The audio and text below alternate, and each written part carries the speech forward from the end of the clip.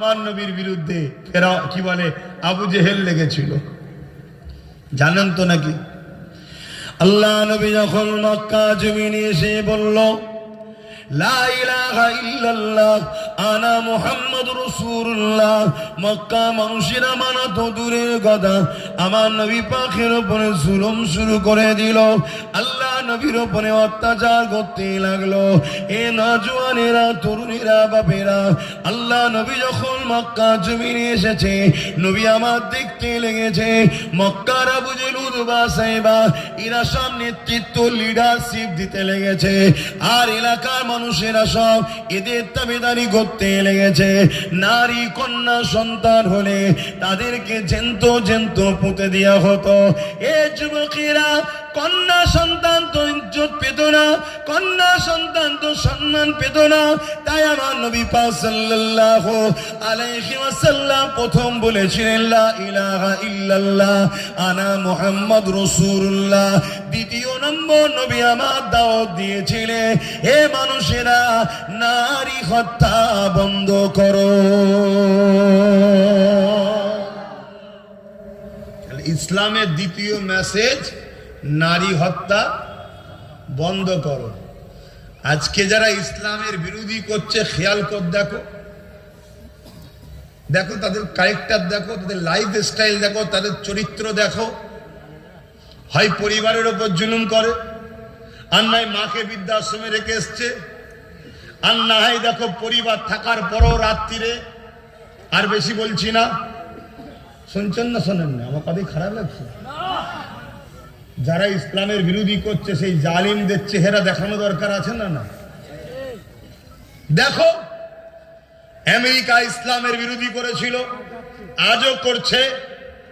সেই আমেরিকায় প্রতি 1 মিনিটে একটা নারী খুন হচ্ছে ধর্ষিতা হয়ে। আমেরিকার ডব্লিউ বুশ বলেছিল আমার আমেরিকায় ইসলাম রাখবো না। আল্লাহ বললেন আমেরিকায় থাকবে কি থাকবে না তুই ফয়সাল্লা করার কেউ নয়, আমি ফয়সাল্লা করব। তা তোর কন্যাকেই যা ইসলাম কবুল করিয়ে হাফেজে কোরআন বানিয়ে দিলাম, জোরে বলুন সুবহানাল্লাহ। আপনারা জানেন তো নাকি বুশের কোনো পুত্র সন্তান ছিল না, কন্যা সন্তান ছিল, একটাই তো সন্তান। আমাদেরও যখন 1.5খানা, কথা বুঝছেন না? তো একটাই সন্তান, তো সে কি হয়েছে, মুসলমানও হয়েছে, আবার ইসলাম কবুল করেছে, আবার কি হয়েছে, হাফেজে কোরআনও হয়েছে। তুই ইসলামকে সরাচ্ছি আমেরিকা থেকে, তোর ঘরে ইসলাম রয়েছে, এবার কি করবি কর। আমার আল্লাহর পাওয়ার দেখছেন তো নাকি? হ্যাঁ, সেই আমেরিকা আজকে ইউরোপ দুনিয়া, তাদের ডাটা, তাদের, আমার নয়, তারা বলছে, আমেরিকা বলুন, ফ্রান্স বলুন, ইউরোপ দুনিয়াতে এত দ্রুত মানুষ ইসলাম কবুল করছে, তারা বলছে 2040-এ ইউরোপ দুনিয়া হবে ইসলাম সংখ্যা গুরু, জোরে বলুন সুবহানাল্লাহ। কেন ভাই? আমরা তো শুনি আমার দেশে একদল রাজা ছিল নাকি, তারা জোর জবরদস্তি সব মুসলমান করেছে। তো আমেরিকার রাজা কারা এখন? মুসলমান। কথা বলছে না তো? তাহলে ইসলাম বাড়ছে কেন? ইসলাম লাঠির দ্বারা, তরোয়ালের দ্বারা, বোমের দ্বারা, AK-47-এর দ্বারা হয়নি, আর হবেও না। ইসলাম জুলুমকে মিটাবার নাম, জুলুম করার নাম নয়। আজ আমেরিকা বলুন, ফ্রান্স বলুন, ব্রিটেন বলুন, তারা ইসলামের ছায়াতলে শান্তি পাচ্ছে, বাঁচার রাস্তা পাচ্ছে, তাই ছুটছে। 16 বছর 17 বছরের কন্যাগুলো, আমেরিকার বেটিগুলো, তারা তাদের ইজ্জত আবরু নিজের বাপের হাত থেকে বাঁচাতে পারছে না, তাই তারা ইজ্জত বাঁচাবার রাস্তা পেয়েছে ইসলামে, তাই তারা ছুটছে দলে দলে ইসলামের দিকে, জোরে বলুন সুবহানাল্লাহ। কথা শুনছেন না শোনেননি? এজন্যে মাথা খারাপ হয়ে গেছে, সব দোকান বন্ধ হয়ে যাবে তো। কিন্তু বাপ, সত্যকে কখনো দাবিয়ে রাখা যায়? খুশবুকে যত ঘাটবে কি হবে, তা ইসলামের পিছনে যত লাগবে কি হবে, তা আমি চাই আরো লাগ। কিন্তু আমাদের ঘরে কেউ যদি টার্গেট করে আমাদের পতন অনিবার্য। কেন আমাদের কাছে সেই ম্যাগনেট পাওয়ার নেই যে পাওয়ার দ্বারা সাহাবারা বদরে 313 জন দিয়েও জিতেছিল, যে পাওয়ারে সিদ্দিক আকবর 90,000-এর বিরুদ্ধে জিতেছিল, যে পাওয়ারে আমার মঈনুদ্দিন আজমিরি একা পুরো জালিমদের মোকাবেলায় জিতেছিল। ওই পাওয়ারটা হলো নবীর প্রেম ও আদব ঈমান, যেটা আমাদের কাছে খুব দুর্বল। হ্যাঁ, যদি আমাদের যুবকরা রোডটাকে একটু ঘুরিয়ে মেন রোডে যোগাযোগটা লাগিয়ে দেয়, এখনই পাওয়ার বেড়ে যাবে। আর পাওয়ার যদি বেড়ে যায়, আজকে চেঙ্গিস খান ও পতন হবে। আমরা ছিলাম, আছি, থাকবো। জোরে বলুন সুবহানাল্লাহ। বাবেরা, নওজওয়ানেরা, তরুণেরা, আমার নবীর উপরে আবু জেহেল অনেক অত্যাচার জুলুম করেছে। এ যুবকেরা, তরুণেরা, বাপেরা কেন অত্যাচার করেছিল? আবু জেহেল গরিবদেরকে লুটার পক্ষে ছিল, আমার নবী গরিবদেরকে সাহায্য করার পক্ষে ছিল। আবু জেহেল নারীদের দেহ শোষণ করার পক্ষে ছিল, আল্লাহ নবী নারীদেরকে বাঁচাবার অধিকার দিবার পক্ষে ছিল। আবু জেহেল এতিমদের বিরুদ্ধে ছিল, আল্লাহ নবী এতিমদেরকে বাঁচাবার পক্ষে ছিল। আবু জেহেল জুলুমের পক্ষে ছিল, আমার নবী ইনসাফের পক্ষে ছিল। আবু জেহেল মানবতার বিরুদ্ধে ছিল, আমার নবী মানবতার পক্ষে ছিল। এ নওজওয়ানেরা, তরুণেরা, বাবেরা, এই আবু জেহেল আমার নবীর বিরুদ্ধে লেগেছে। আজও যারা ইসলামকে টার্গেট করছে, আজও যারা মাদ্রাসার বিরোধী করছে, আজও যারা কোরআনের বিরোধী করছে, আজও যারা রাসূলুল্লাহর বিরোধী করছে, এ নওজওয়ানেরা এদেরকে টার্গেট করে দেখেন। হয় এরা চরিত্রহীন, না হয় জালিম, না হয় অত্যাচারী, না হয় খুনি, না হয় দাঙ্গাবাজ। এদের কেউ একজন ভালো পাবেন না। যারা ইসলামের বিরোধী করছে তাদের মধ্যে অবশ্যই ক্যারেক্টারের সমস্যা আছে। কেননা আবু জেহেল যেমন বিরোধী করেছিল, আজও যারা ইসলামের বিরোধী করছে নিঃসন্দেহে তারা আজকে দিনের আবু জেহেল। কোন সন্দেহ আপনাদের আছে? আপনি মিলান না, গায়ের জোর দেখিয়ে তো কথা বলছি না, আপনি মিলিয়ে দেখুন আমার কথাগুলোকে, ট্রাই করুন।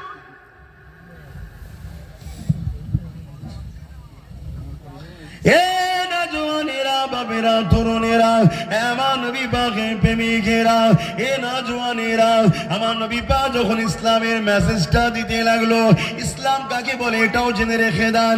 ইসলাম দাড়ি টুপি নামাজ রোজার নাম শুধু নয়, এগুলো অনেক পরের বিষয়।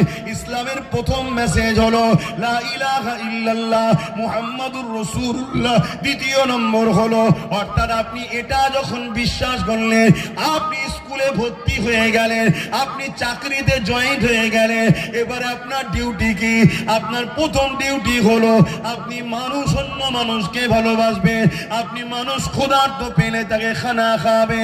এ যুবকেরা, ইসলাম তো গরিবকে খানা খাবার না, ইসলাম তো বস্ত্রহীনকে বস্ত্র দিবার না, ইসলাম তো অন্নহীনকে অন্ন দিবার না, ইসলাম তো অসহায়কে আশ্রয় দিবার না, ইসলাম তো মানুষকে সাহায্য করার না, ইসলাম তো পিপাসিত মানুষের পিপাসা মিটাবার না, ইসলাম তো সাম্যের না, ইসলাম তো ইনসানিয়াতের না, ইসলাম তো মানব বন্ধনের না, ইসলাম তো প্রেমের না, ইসলাম তো সম্প্রীতির না, ইসলাম তো ঐক্যের না, ইসলাম তো দেশের সার্বভৌমত্বকে নিরাপদে রাখার নাম হলো ইসলাম।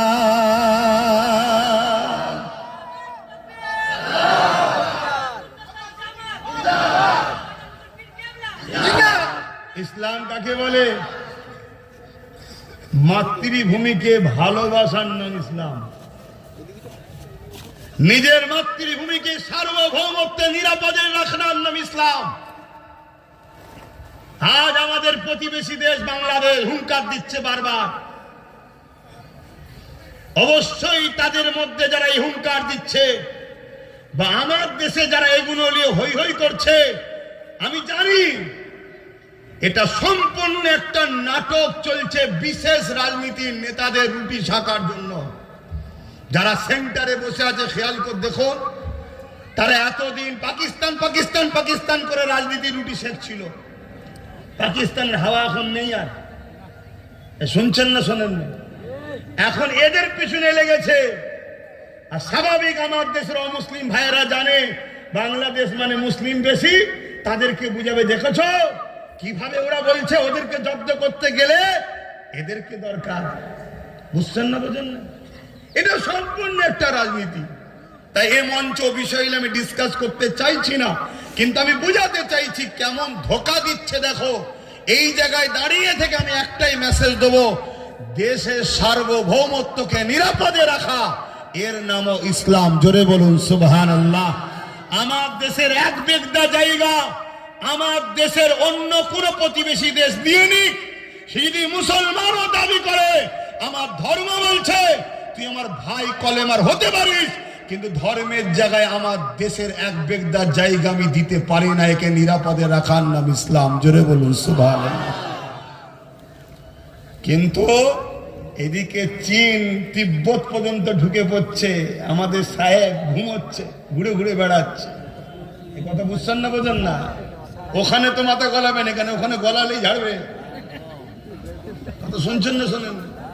কিন্তু একজন ইমানদার হিসাবে বলে যাচ্ছি,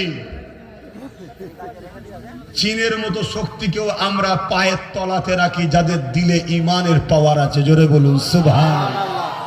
কিসের তো শক্তি?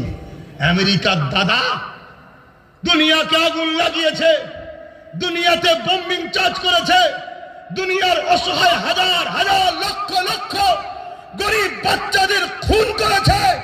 আজকে সেই আমেরিকার দাদা তার দেশে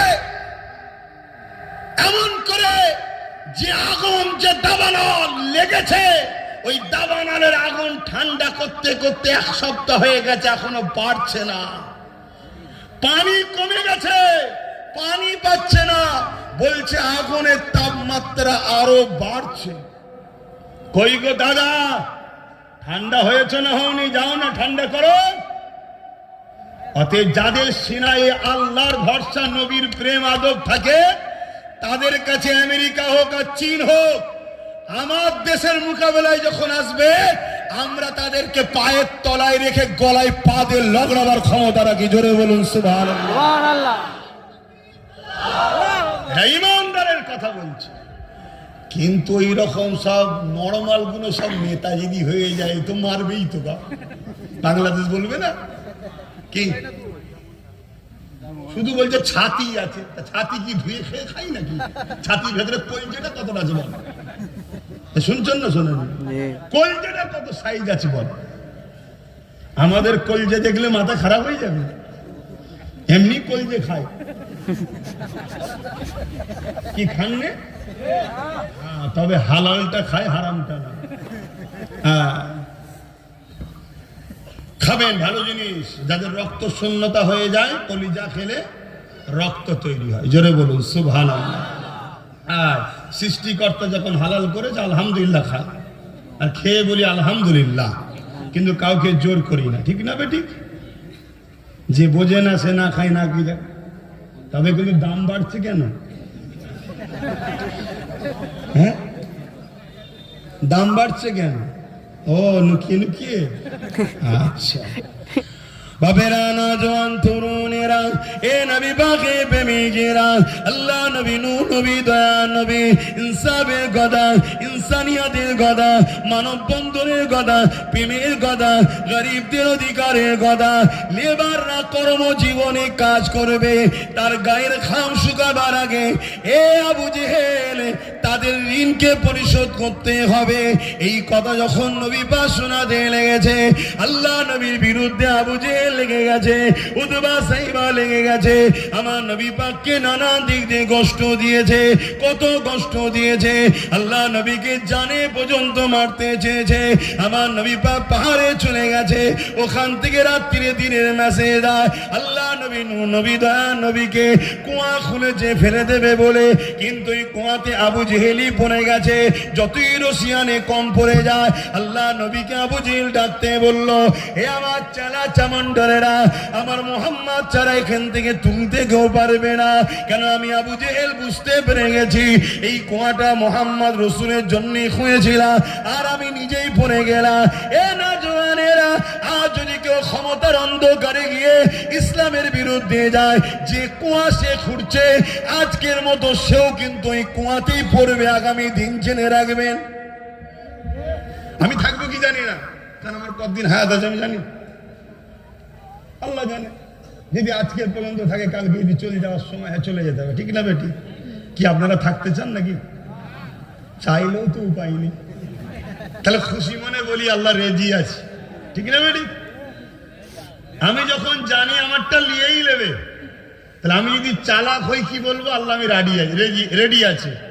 আর যদি 2 নম্বর হই, চেষ্টা করব কি করে ছিনিয়ে রাখা যায়, কিন্তু রাখা যাবে না 100%। খুশি মনে যদি যাও, আল্লাহ নিয়ে গিয়ে শান্তির জায়গায় রাখবে। আর লাভালাভি যদি করো নিয়ে গিয়ে, বুঝতে পারছেন তো নাকি? হ্যাঁ, কিন্তু আল্লাহ খারে সবাই তো চলে যাবেন, অনেকে থাকবে।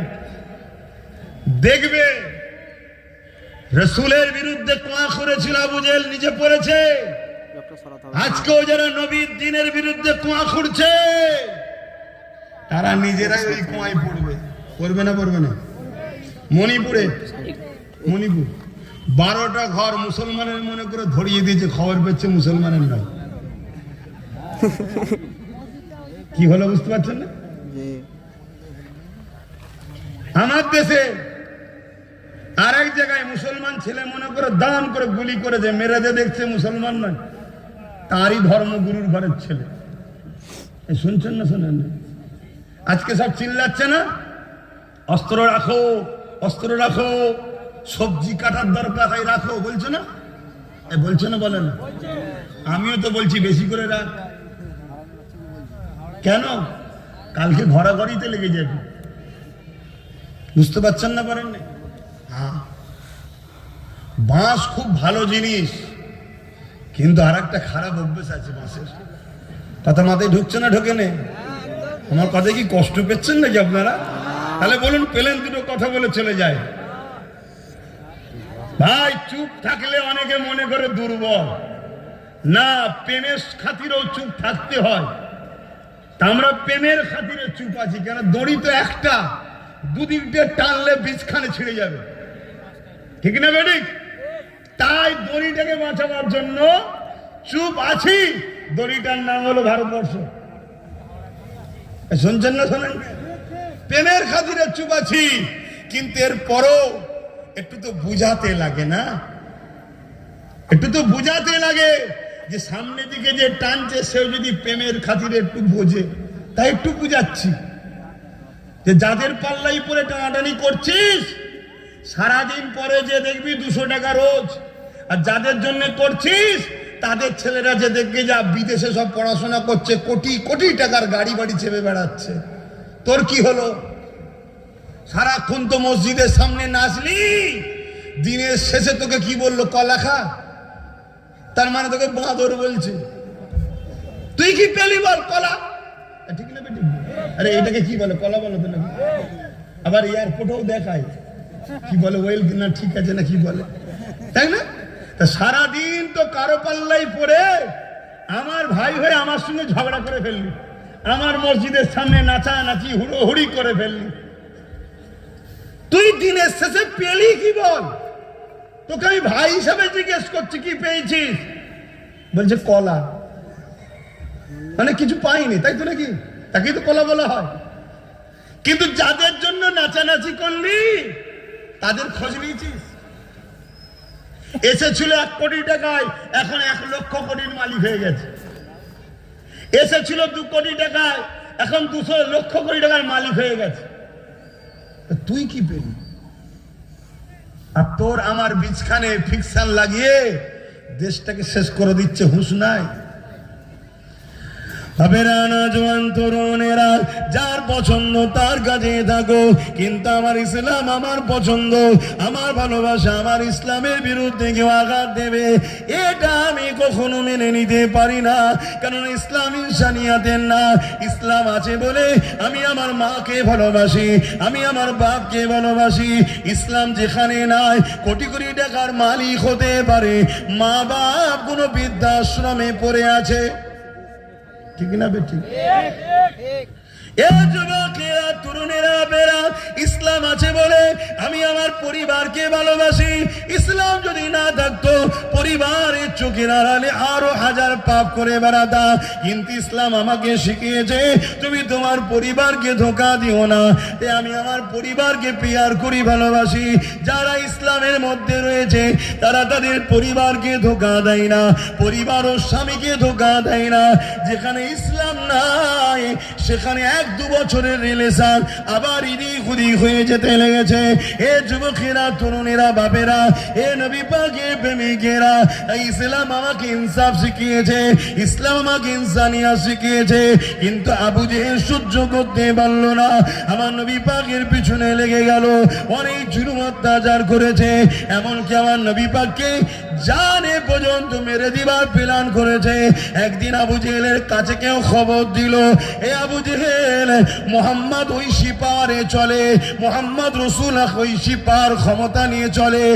এক কাজ করো, পৃথিবীর বিখ্যাত একজন জাদুকর রয়েছে যার নাম হলো হাবিব ইয়ামানি। দেখুন ফিরাউন জাদুকর এনেছিল, এ যুবকেরা, আবু জেহেলও জাদুকর এনেছে। আর আমার হিন্দুস্তানের বাদশাহ গরিবে নওয়াজের বিরুদ্ধে জালিম রাজাও জাদুকর এনেছিল। কেমন মিল দেখছেন চ্যালেঞ্জ গুলো? শুনছেন তো নাকি?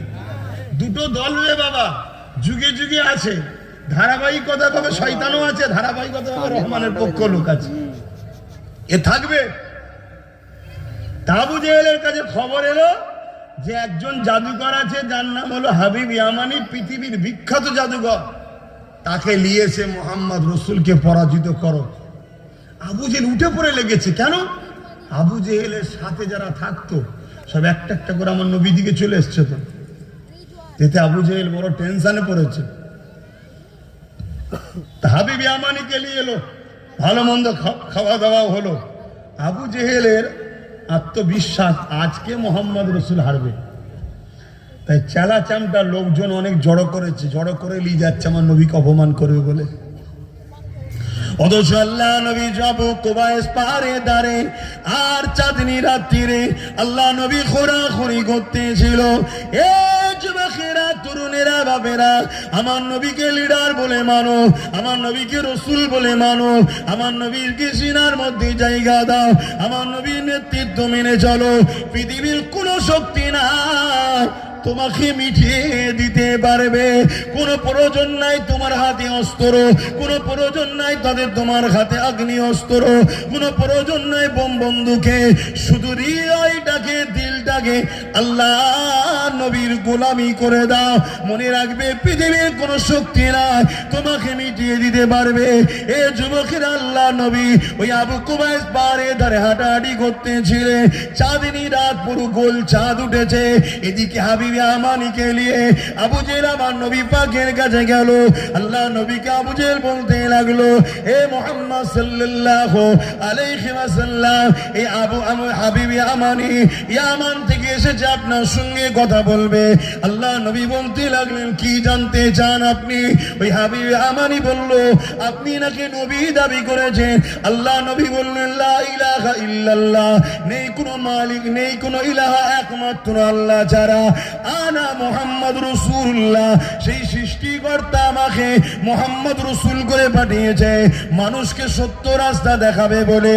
এ যুবকেরাই কথা না শোনার সাথে সাথে ওই হাবিব ইয়ামানি বলল, আসমানে কিছু করে দেখাও।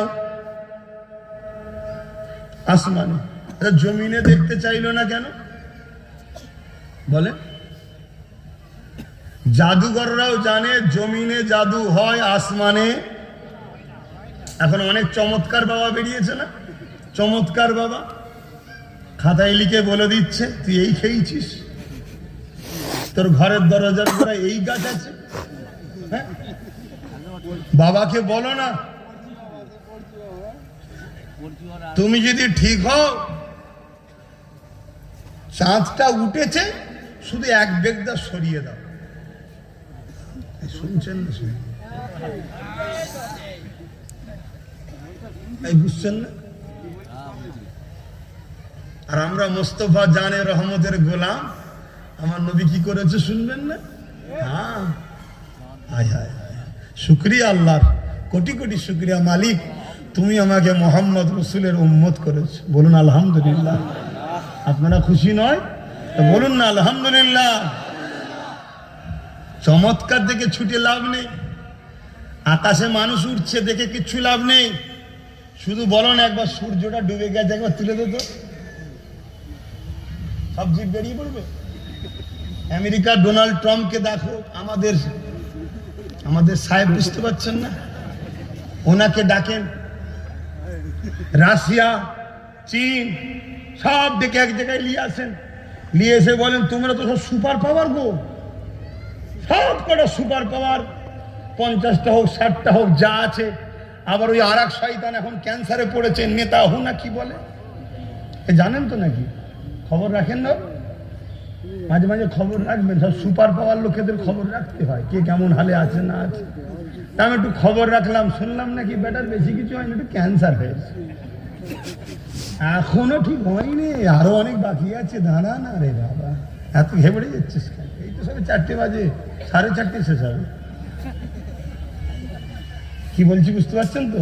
এই ঘড়ির 4:30 না, সময় বুঝে দেখুন, সব বুঝে লাও, সব বুঝে লাও, কোনো চিন্তা নেই। যাদের দিনে আল্লাহ রসুল আছে কোনো টেনশন নাই। কামান দেখাবি, কামানের সামনে জান্নাত দেখতে পাবো, আগে চলে যাবো। জোরে বলুন সুবহানাল্লাহ। আল্লাহ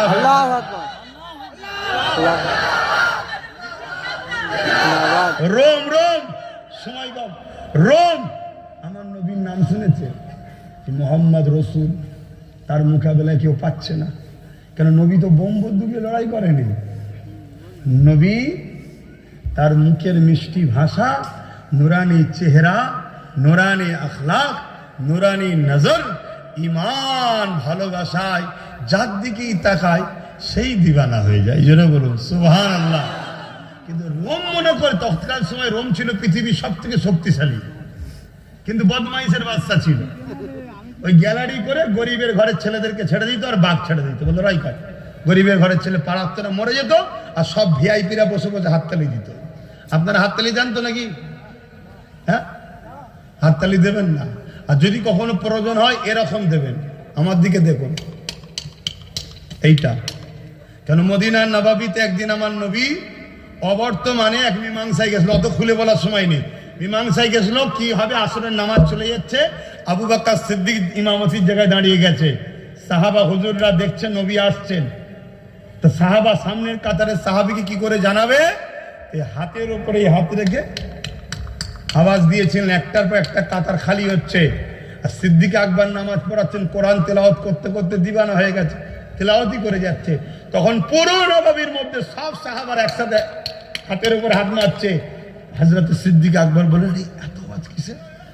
তখন হুজুর পিছন হলেন, পুরো ঘুরে গেলেন, শোনেন, পুরো ঘুরে গেলেন, ঘুরে দেখছে কামলিওয়ালা। জোরে বলুন সুবহানাল্লাহ। আল্লাহ নবী ইশারা করলেন, নামাজ তুমি কমপ্লিট করো। সিদ্দিক আকবর দাঁড়ালেন না, ফিরে গেলেন, আল্লাহ নবীকে আগিয়ে দিলেন। আল্লাহ নবী ওখান থেকে দাঁড়িয়ে বাকি যে নামাজটা ছিল ইমামতি করলেন। সাহাবা হুজুররা সবাই নামাজ নবীকে ইক্তেদা করে নামাজ পড়লেন। জোরে বলুন সুবহানাল্লাহ। কেউ ফতোয়া দেবেন নাকি আবু বকর সিদ্দিক কাবা থেকে মুখ ঘুরে গেছে, নামাজ হবে না? কাবা থেকে মুখ ঘুরে কার দিকে গেছে? হ্যাঁ, আজকে কিছু মুসলমানদের মধ্যে মৌলী সাহেব বেরিয়েছে, খারাপ নেবেন না।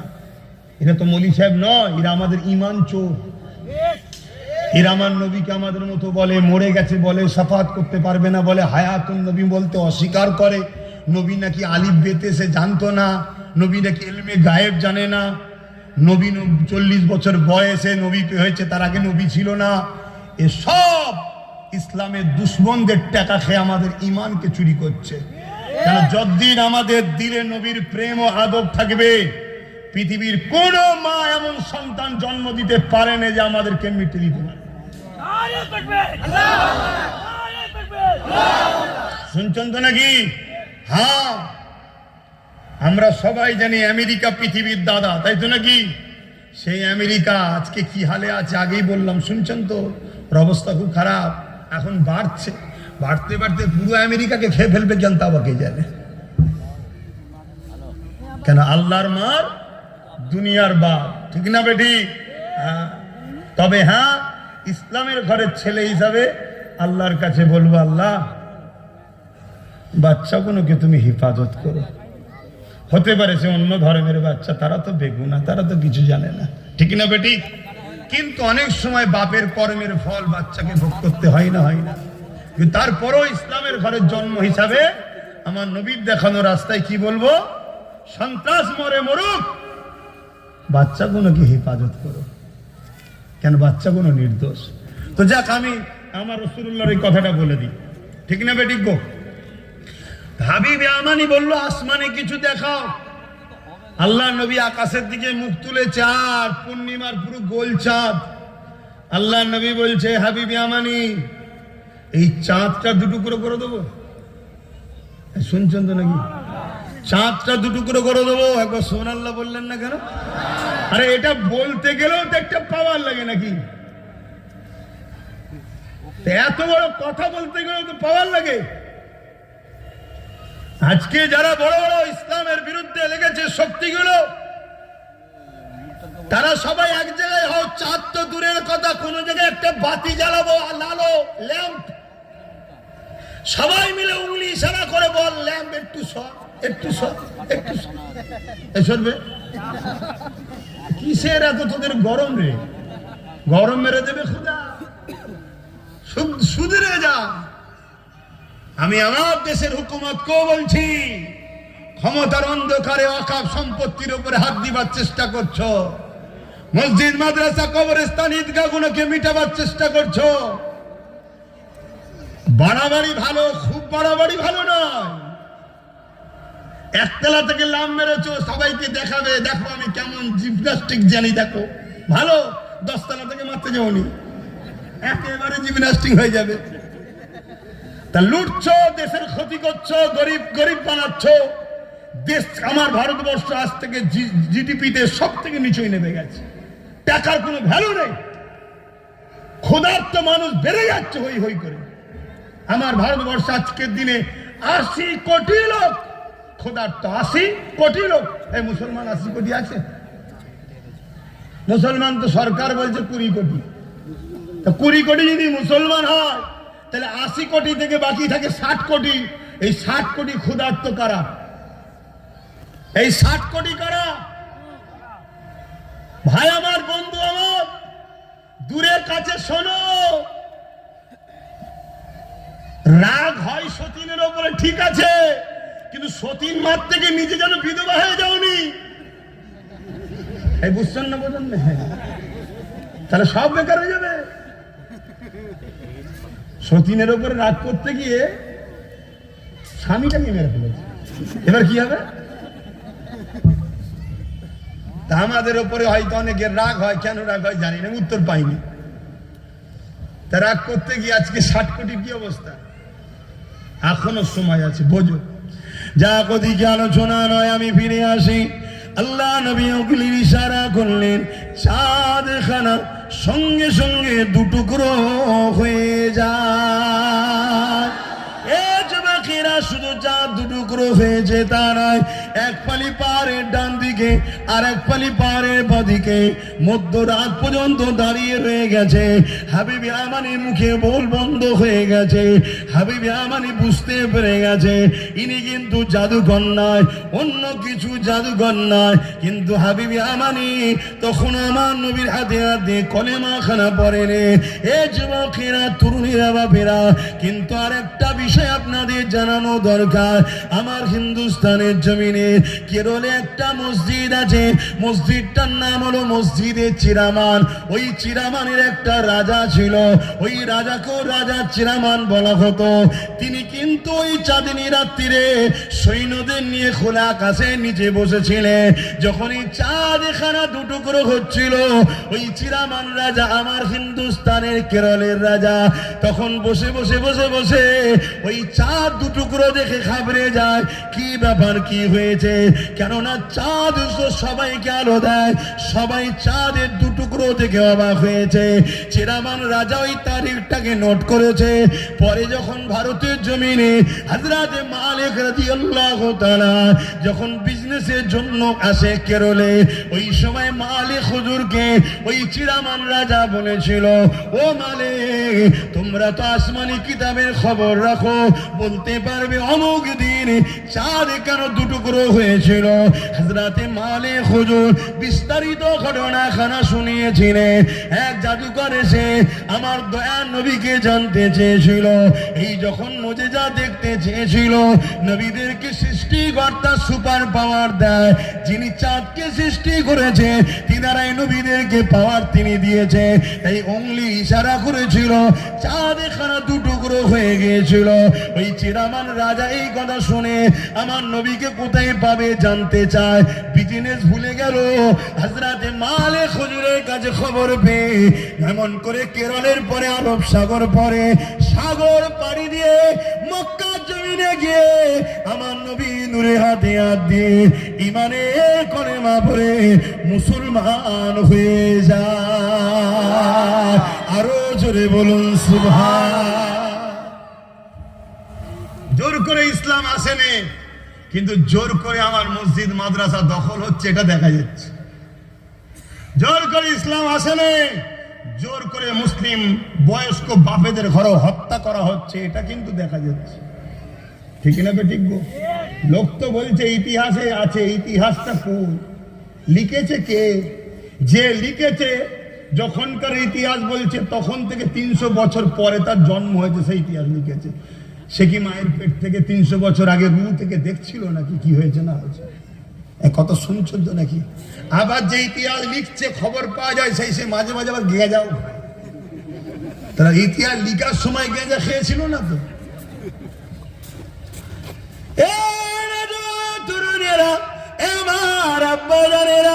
মন দিয়ে শোনেন, বুঝার চেষ্টা করেন। আল্লাহ পাক আমাকে বড় সৌভাগ্যবান করেছে, আখিরি নবীর উম্মত করেছে, ইসলামের ঘরে জন্ম দিয়েছে। আপনারাও বড় সৌভাগ্যবান। নিজেকে চিনতে শেখেন, ইদিক উদিক করলে হবে না, ইসলামের উপরে মজবুত থাকে। আল্লাহ নবী জানিয়ে দিলে যার প্রতিবেশী তার হাত দ্বারা সুরক্ষিত নয়, আমি রাসূলুল্লাহ জানিয়ে দিছি আমার উম্মত নয়। আপনি মুসলমান দাবি করবেন, আপনার প্রতিবেশী আপনার দ্বারা সুরক্ষিত হবে না, আপনি কিসের মুসলমান হতে পারলেন? মুসলমান তো সেই ব্যক্তি যার প্রতিবেশী তার দ্বারা সুরক্ষিত থাকবে।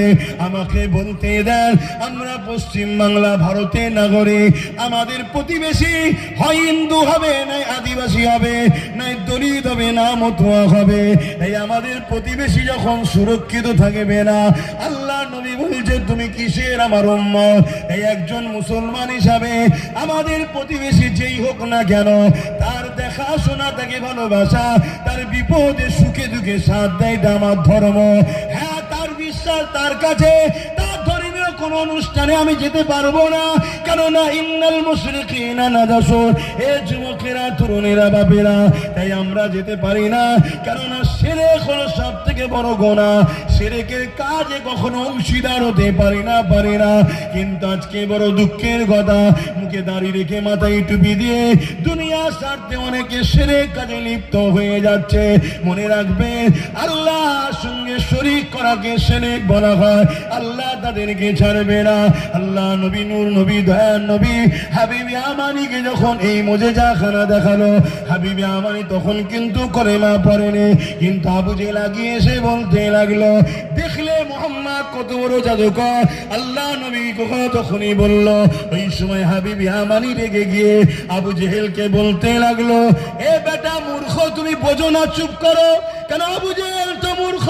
হাবিবি আমানি জানে নবী জাদুকর নয়। জাদুকর যদি হতো চাঁদের উপরে জাদু চলতো না। তাই নবী পাক সাল্লাল্লাহু আলাইহি ওয়াসাল্লামের দিকে হাবিবি আমানি আগিয়ে এলো। আগিয়ে এসে বলতে লাগলো, হে আব্দুল্লাহর বেটা মুহাম্মদ রাসূল, আপনি কি বলতে পারেন আমার অন্তরে একটা প্রশ্ন রয়েছে, যে প্রশ্ন আমাকে বড় কষ্ট, ব্যথা, বেদনা দেয়? ওই প্রশ্নটা কি বলতে পারবে? অন্তরের খবর জিজ্ঞেস করছে। শুনছেন তো নাকি? মাইকের আওয়াজে বুঝতে পারছেন তো? অসুবিধা হচ্ছে? অন্তরের খবর জিজ্ঞেস করছে, অন্তরের।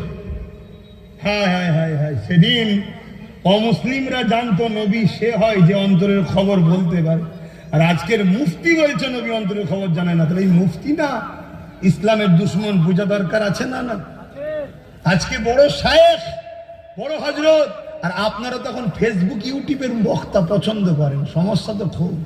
হ্যাঁ, তার হাকিকাত কি, সে কোথা থেকে এসেছে, তার কি ক্যারেক্টার, কিছুই জানি না। বললো মিশর থেকে পড়েছে রে, বললো মদিনা থেকে পড়েছে। এর থেকে বড় শিক্ষিত কে আছে? আর তার বক্তব্য কি? নবী নাকি অন্তরের খবর জানে না। আর সেদিনের অমুসলিমরা কি বলছে? নবী যে হবে সে অন্তরের খবর জানবে। তাই প্রশ্ন করেছে, বলতে পারবে তুমি যে নবী দাবি করেছো, আমার হৃদয়ের মধ্যে একটা প্রশ্ন আছে, বলতে পারবে? নবী তো বলতো, এইসব কি প্রশ্ন করছো? নবীরা অন্তরের খবর জানে না, আল্লাহ তো জানবে। এটা নবী বলেছিল নাকি? কথা বলেন। আল্লাহ নবী বলে, হাবিবে আমানি রে, তোমার মন্তরে একটা প্রশ্ন আছে যেটা তোমাকে বড় কষ্ট দেয়। ওই প্রশ্ন হলো এটাই, এ হাবিবে আমানি, তোমার একটা 8 বছরের কন্যা রয়েছে, যে কন্যা হলো জন্মগত প্যারালাইসিস, সে চলতে পারে না, দাঁড়াতে পারে না। তাই তোমার অন্তরের প্রশ্ন হলো, কবে তোমার বাচ্চারা সুস্থ হবে? এই পেরেশানে তুমি রয়েছো। আরো জোরে বলুন সুবহান। চোখের পানি আর রাখতে পারলো না, বেরিয়ে গেল। হ্যালো, শুনছেন? কিন্তু তখনও কলমা পড়েনি।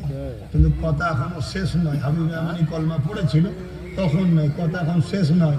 কিন্তু নামাজের ব্যাপার আছে, আর 10 মিনিট সময় আছে। আসেন একটু সালাম পড়ে দোয়া করতে বলি। ইয়া নবী সালাম